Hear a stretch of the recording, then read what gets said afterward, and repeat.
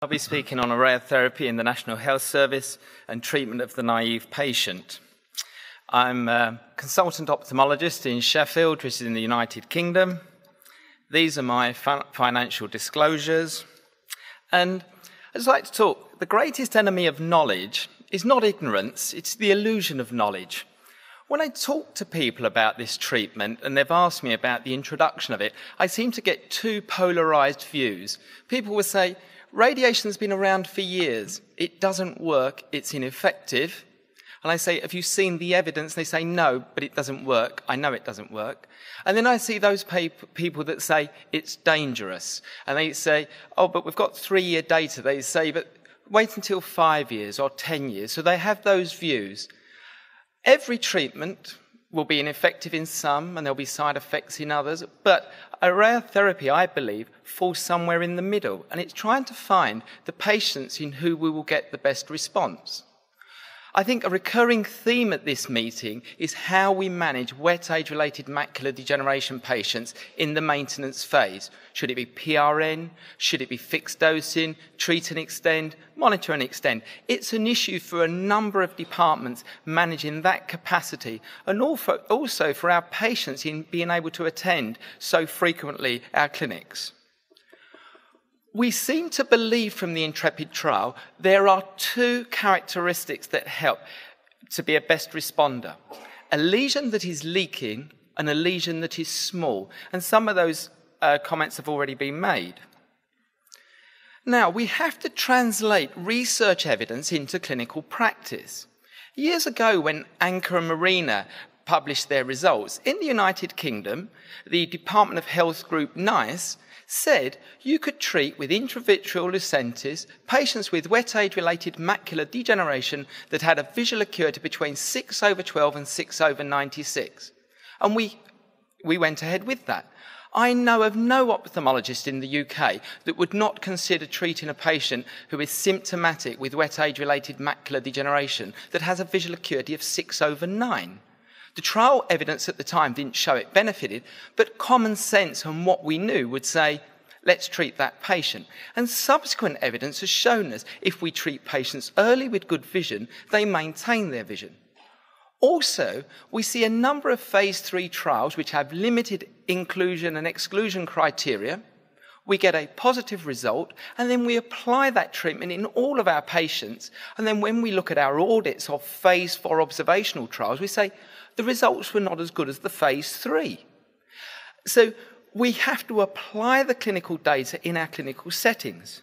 So what do we know? We know that this treatment appears to work in those that have an active choroidal neovascular membrane. It is a small lesion. It is a lesion that is leaking, which is kind of another marker for it's active, and there is no or minimal fibrosis. When do we find that? We find that in the new patient. Our patient presents and has more often those characteristics. And as you heard in the last presentation, although the Intrepid trial was in patients that had had prior treatments, you have this enlargement of the lesion, which may well mean that some of your review patients are not really appropriate, possibly. So how does my clinics, and I'm sure lots of your clinics work? We've got a setup now where we have often rapid access for our patients, rapid access clinics, and they may come via optometrists, GPs, colleagues who see a patient perhaps in a cataract clinic and realise it's not the cataract that's the cause of their reduced vision, our eye casualty. And any new patient that comes in our department, I report on the images that are taken, and those patients are seen.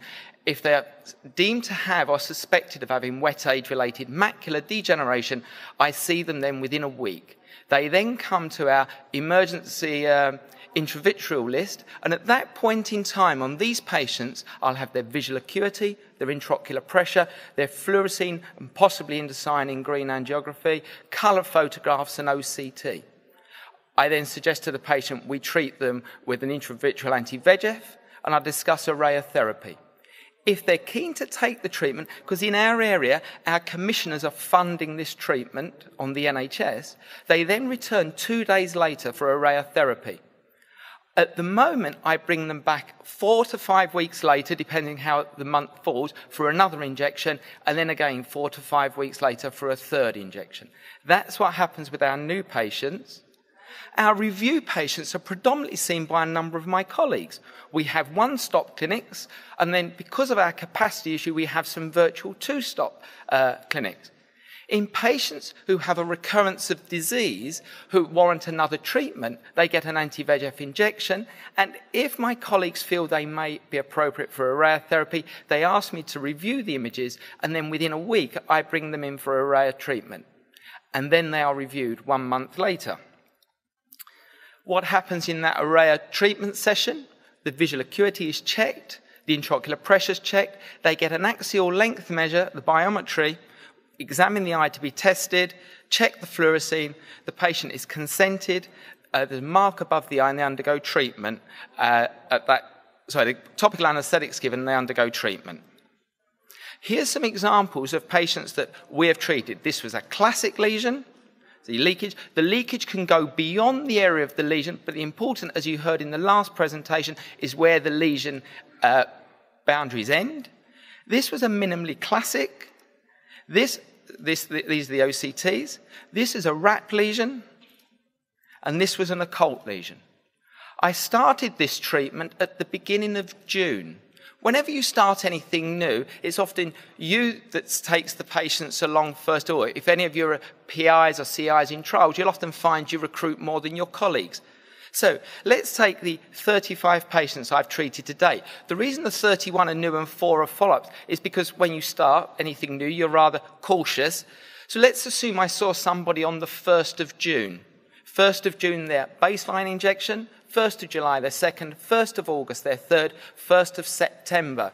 Where are we today? We're the 13th of September. So in those first few weeks, obviously, I treated maybe one week, 1 or 2 the next. So given where we are, that's why it's in italics, and I'm wary of saying no patient to date has required intravitreal injection beyond what has been prescribed.